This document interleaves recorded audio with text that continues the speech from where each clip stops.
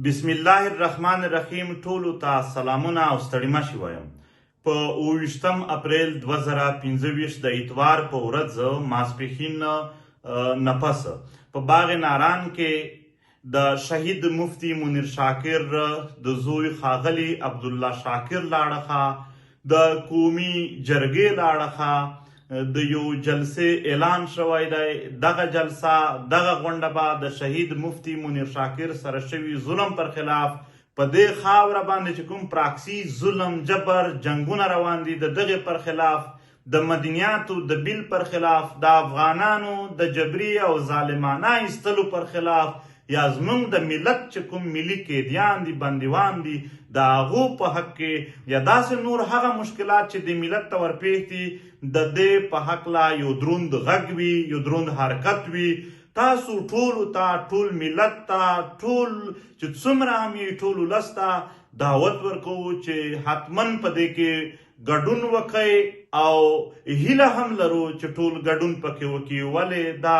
یوازې د یو فرد نه بلکې د ټول ملت فریضه ده چې هغه هم د خپلو اتلانو سره ودرېږي او هم دلته په دې خاوره باندې روان ظلم جبر پر خلاف څومره هم ممکن حرکت دی په هغه کې شریک شي.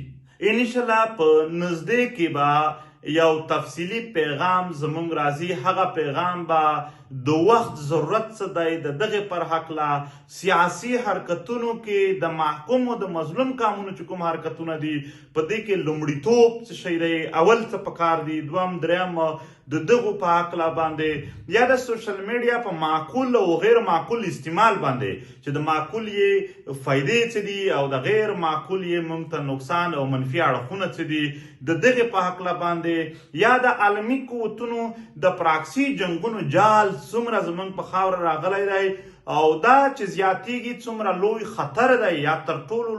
خطرناک ترین عمل دی چې تاسو غرونو خو پرېږده، ستاسو د کورونو په کور کې پرته چې کوم خوراک دی هغه ته به هم ستاسو د سر وینې ورتوی کړي او بیخي کېدی شي کورونه مو نشي پاتې. یا دلته په دې خاوره اوس په کومو ځایونو کې فوجي عملیات اپریشن روان دي او په کومه طریقه روان دي، د دغو ټولو په هکله به یو تفصیلي موقف، یو تفصیلي خبره چې هغه به یعنې یو روغه خبره،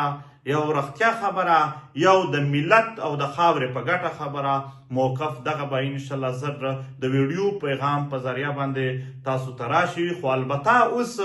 د 28 اپریل 2025 د اتوار ورځ چې کوم په باغ ناران چې ماسپښین پس جلسه ده د هغې د بلنې پیغام دی. تاسو ټولو ته بیا هم دعوت دی چې په دې کې ګډون وکئ او هیله هم درنه لرو. پښتنو خدای مو آباد لره، خدای مو خوشحال لره، خدای مو په خیر شه لره. مننه کوم.